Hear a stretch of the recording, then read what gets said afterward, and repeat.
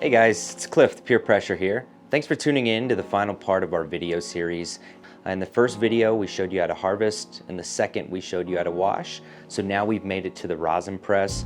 We're gonna be pressing on the Helix Pro in 2x6 inch, 25 micron bags. You can fit up to about 20 grams of bubble hash on this press, and we're gonna be pressing my Poon Tang Pie today. So let's get to it.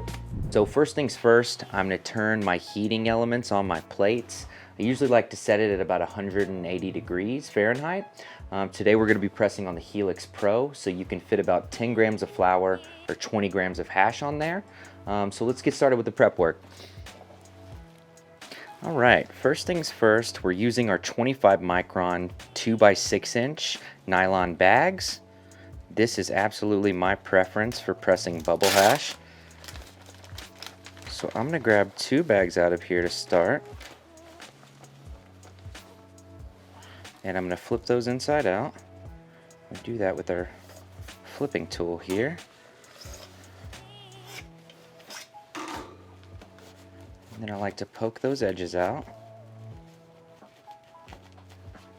I'm going to do the same thing with this bag, and this bag is just going to be used for strength so we don't have any blowouts or the bag popping open at the folded end.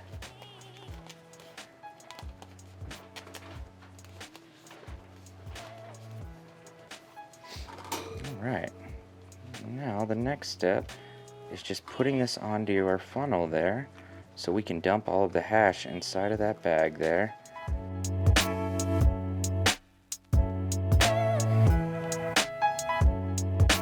And I'll use this little rod for my flip tool actually to encourage some of that hash down there. It's starting to stick on the sides of this funnel because it's rather warm in here.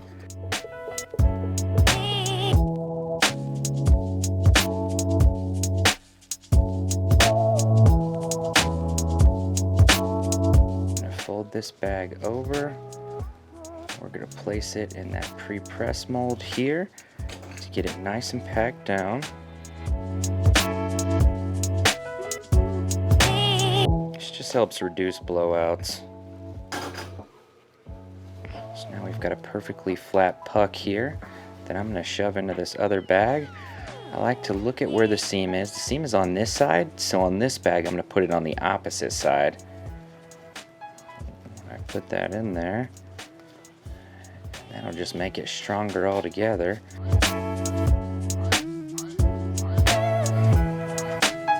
And now I'm just going to cut that excess off, fold that over about 1 inch, and then we're ready to press. All right guys, so our bags are loaded. The press is heated up to 180 degrees. So first things first, we're going to grab a sheet of parchment.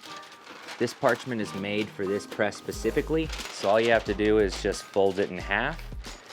Take that back folded in, place it towards the back, and there's a clip just like this one you see on the front here on the back. And then I will clip the bottom sheet of paper here. Use this magnet here to make sure that's held up. All right, and I've got my bag here. I want to make sure that I get it centered up properly on the plates. And it looks like I do, so now I can take this magnet back, put this here, kind of cinch that down, and that's how I like to start my press. So, you know, we've got recipes. If you've never pressed a day in your life, you can go in here and select what material type. But for me, I'm just going to do a quick press, and I'm going to run it visually.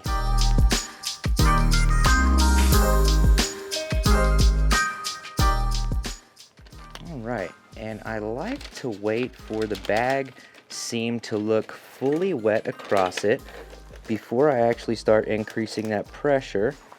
And that's why I've got this little pelican light right here so I can actually see the seam of that bag.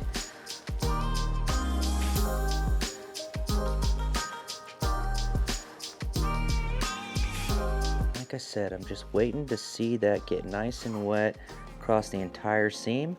And that's when I'll start increasing pressure.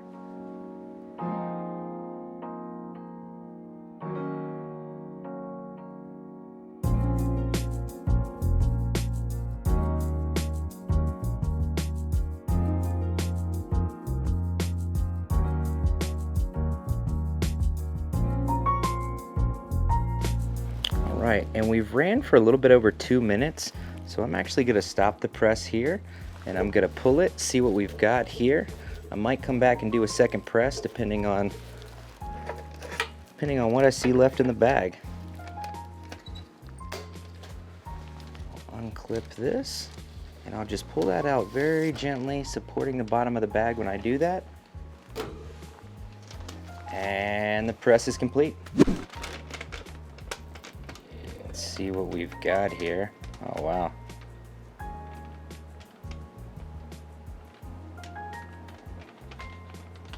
Looks incredible.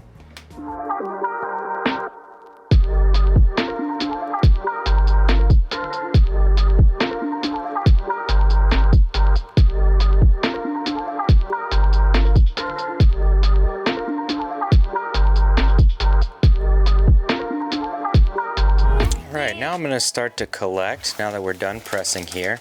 And I'm just going to push all of this rosin down, so hopefully it forms one mass that I can just rip right off the page. And it did. So now I'm going to flip it over here. I'm going to fold that onto itself.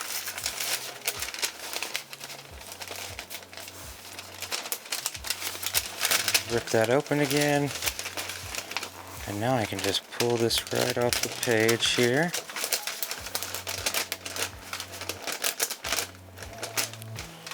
And I'll use my other tool here just to knock it right into the jar.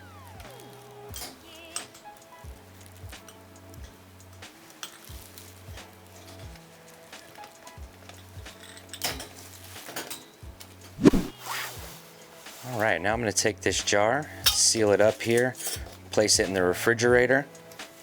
I usually store my bubble hash in the freezer though.